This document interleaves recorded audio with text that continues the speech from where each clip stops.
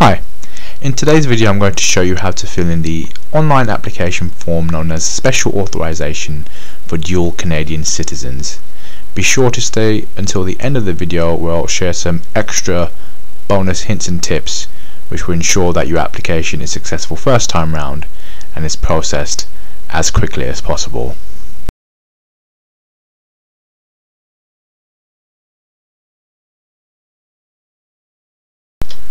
So what is the special authorization and what is this new change that has occurred for dual or multiple citizenship holding Canadians?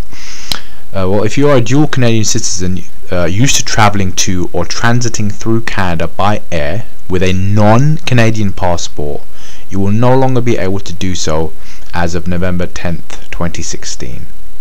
You will need a valid Canadian passport to board your flight.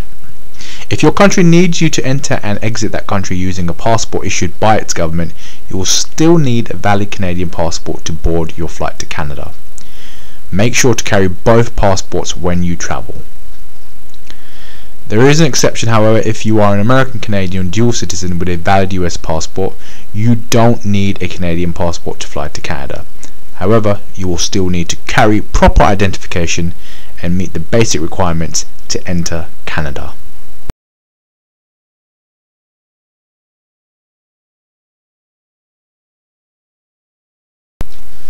So I'm on the main Canada website, which is www.canada.ca. I'm going to post a link in the description box which takes you directly to this page that I'm on right now for the special authorization. But very briefly, from now on, basically since 2016, if you hold more than one passport and you're also a Canadian passport holder, you're expected to travel into Canada on a valid Canadian passport. If you've been used to travelling on, let's say, a UK passport where you normally reside in the United Kingdom, but you just happen to also hold Canadian citizenship, if you're looking to ever travel into Canada now, you'll have to travel on a Canadian passport. Of course, this has caused many people to be upset or not even realize of this until they actually end up at an airport and are unable to board their flight to Canada. As a result, a special measure has been brought into place. It is an interim measure. It's not going to be forever, but for the meantime, it's been known as the special authorization. And what it is if you have not got enough time to apply for a valid Canadian passport in the country where you normally reside, obviously if you aren't able to get it turned around enough time during their processing period, then you can apply for a special authorization. So if you're flying in a few days or at the airport without a Canadian passport, you may have the option to board your flight if you qualify for a special authorization. Otherwise, you will have to reschedule your flight and get a valid Canadian passport. So this could be a potential boon, especially for individuals who might even be at the airport, who might have been told initially by the airline that they aren't able to travel. They could still potentially apply for the special authorization at the airport and obtain it in time to fly. It has been known to happen. If you do, however, have enough time to apply for a passport, you need to just apply for a passport in at the Embassy or High Commission of Canada where you reside at the moment outside of Canada.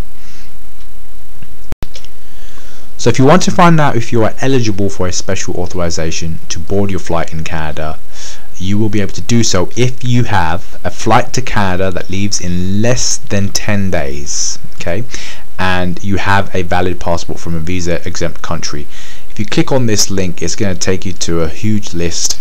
Here we go, visa exempt. So the following travelers need an electronic travel authorization, ETA, to board their flight to Canada. However, these travelers do not need an ETA if entering by land or sea. It's really important terminology right there, so be sure how you're traveling into Canada. So an example is there as well. So for instance, driving from the US or coming by bus, train or boat, including cruise ship.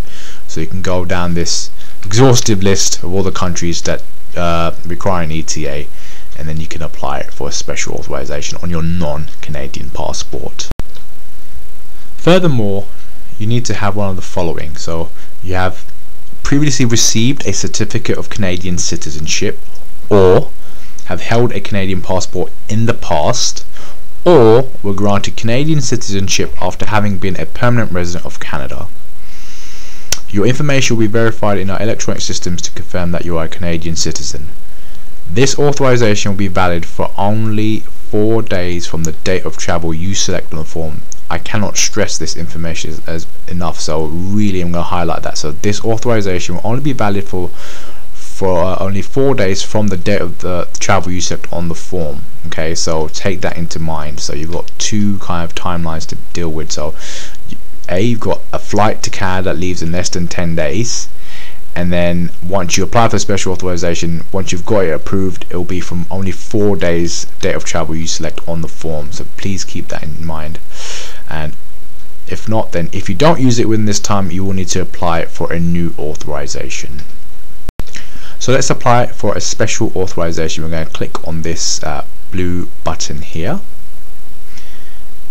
and it takes us to a whole bunch of information as well. It really stresses those two timelines that I just mentioned as well, so 4 days. So if you're a dual Canadian citizen flying soon to Canada and you do not have a valid Canadian passport, temporary passport or emergency travel document, you can apply for a special authorization that, if approved, will allow you to board your flight with your valid non-Canadian passport.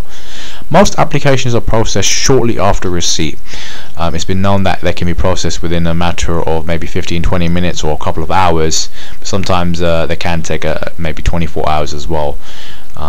This authorization will be valid for only 4 days from the date of travel you select on the form. This authorization is a temporary measure to help avoid travel delays for dual Canadian citizens who are unaware of the need to travel with a valid Canadian passport to help prove their Canadian citizenship.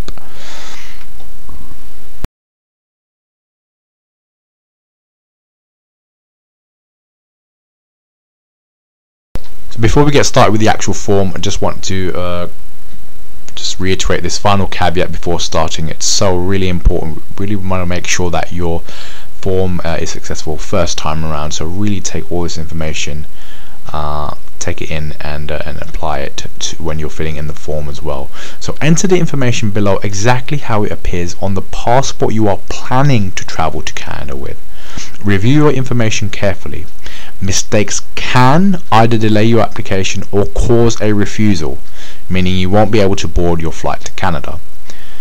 You can only apply for one person at a time. So for example, if it's a family of 3, you will need to complete and submit the form 3 times. So let's get along with the actual form now. It's just this 1-page form. Shouldn't take very long. It's very basic information, but you know, sometimes the basic information we can just rush through it and make silly errors as well. So I really stress that you take your time and just proofread things, or have someone else proofread things as well if you're not able to spot them. It's so critical. So here we go. So passport details.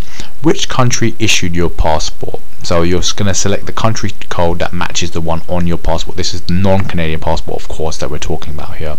So find this 3-letter code on your passport information page, so otherwise known as the bio page. That's the page with your photo and your name and date of birth on it. See the field name named code and issuing country or authority. If your country is not on this list, you can't apply for this type of travel authorization. So even if you might have verified earlier when you went to that list for visa exempt countries, even if you get to this stage, if you can't find the country and the code, then you just won't be able to apply for a special authorization. So you can see the exhaustive list here. It has the country next to it as well, so it'll guide you and assist you as well. If you're just looking for your country, that might be easier for you as well. So you've got UK and all the other European and Asian countries as well. So you pick the one that is applicable to your non-Canadian passport that you want to travel to Canada on. Next up is the passport number. Okay, so you enter the number exactly as it appears on your non-Canadian passport information page. Pay close attention to the letter O and the number 0, and the letter I and the number 1, and sometimes these can look really familiar to you as well, so you want to just have a quick check. Make sure you understand the kind of coding as it appears on your passport. So for example, Canadian passports start with 2 letters, and then the rest of the actual passport number is just digits. It's not alphabetical letters anymore. UK passports, for example, are all numbers. There are no letters in them as well. So if you want, maybe have a quick Google as well and just see what type of structure the passport number is for your non-Canadian passport, and then verbatim copy that into this box here. And then just to make sure no typos occurred and you haven't typed it in wrong first time out and just tried to copy and paste it, you have to manually re-enter it as well. Bit of a pain, but just make sure that everything is the same as well, and you've not just copied and pasted the wrong number twice, which could be absolutely tragic. Next up, we're going to put the surname or last name that appears on your passport. Really, it's so pivotal to just have your non-Canadian passport that you want to travel to Canada on in front of you when you're filling in this form. Don't do any guesswork and just copy everything in verbatim. It's exactly how it's spelled. So surname, please enter exactly as shown on your passport in this box here. And then other legal name you may have used to apply for a Canadian passport if applicable. You'll see that this one does not have the red required in brackets as the other questions do. So this really only applies if you've had a passport in a Canadian passport before in a different name to how your current passport is for your non-Canadian passport. So for example, this can be your maiden name. That's the last name at the time of your birth. For example, if you're a lady that got married and you change your name subsequently through marriage, or for example your previous name if you have legally changed your name. So it's not a requirement. If it's not applicable to you, just leave this box blank, but if it is, definitely fill it in. It will certainly help the application process when your application is being screened. And then given name, so please enter exactly as shown on your passport. So you put the given name or given name. So for example, if you've got middle names, put that in as well. Do not omit it if it appears in your non-Canadian passport that you want to travel to Canada on. Next up, date of birth, simple, and it's even got the drop down list here as well, so if you want to just fill it in that way you can, or you can manually enter it as well, your choice. And again, just re-entering it just to confirm that the information is correct. Then you'll use this drop down box regarding your gender, so male or female. And then date of issue of the passport, so again this is on the bio page of your passport, the date of issue as well as the date of expiry. They're both on the bio page. Again, that's the page on your passport with your photo and name and date of birth on it. And then country, territory of birth, so this is the country where you were born. Okay, so you use the drop down list and just select the country where you were born.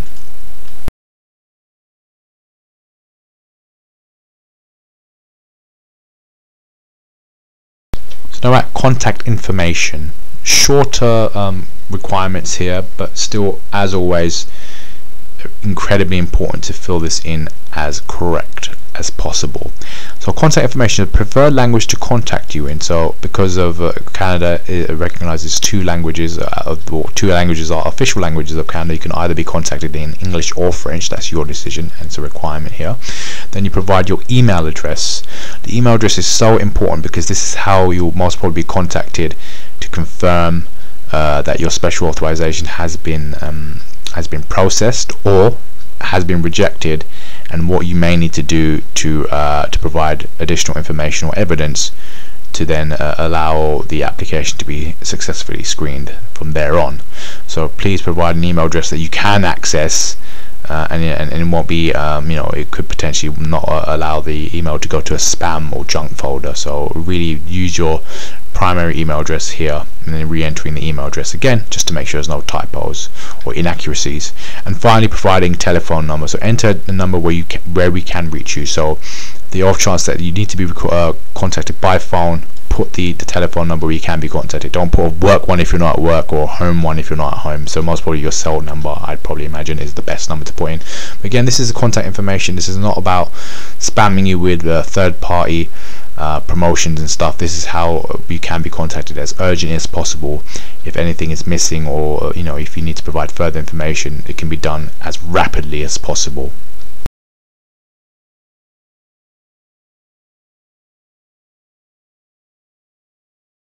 So next up is travel information.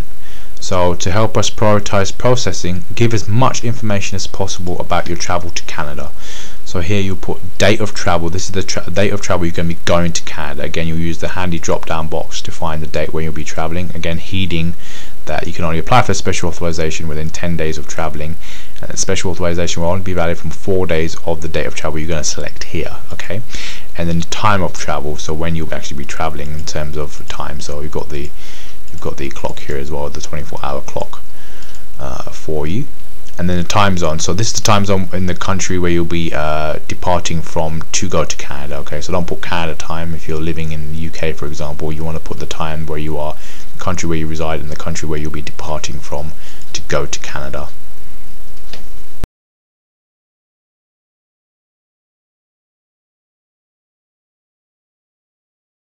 And then rounding out the application, we're met by the recording, the additional comments box. So please briefly indicate if there are additional details pertinent to your application. For example, the last date that you applied for a Canadian passport, or the date you became a Canadian citizen.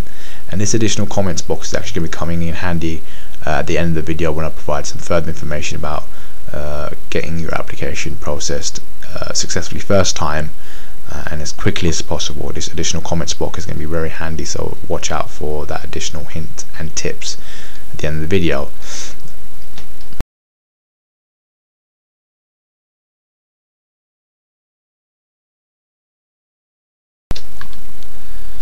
So rounding out the actual form, there's quite a massive consent and declaration piece of information here. I highly recommend you need to read so you can complete this application successfully. It's regarding the IRCC.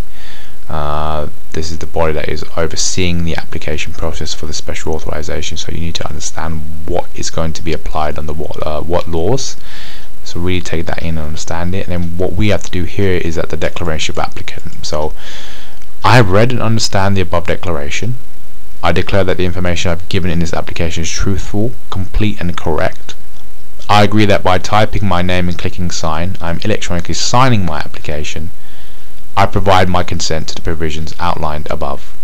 So what we have to do here is we have to tick this box, I agree with the consent and disclaimer. And then here we have a box here that sometimes can confuse individuals. It's not actually asking for your signature. There's no pen, of course this is online, but remember what it says here. I agree that by typing my name and clicking sign, I am electronically signing my application. So inside this box you simply write your name, and that is as good enough for the signature, because you outlined it here in your declaration above that it will replace your actual signature. It's an electronic signature. After that you hit the submit button, and then you are contacted via email within potentially a matter of minutes or a couple of hours or even 24 hours to be informed of your special authorization application of either a success or a rejection, on what grounds, and what you could potentially do at that stage to provide further information or evidence to assist you in your special authorization application.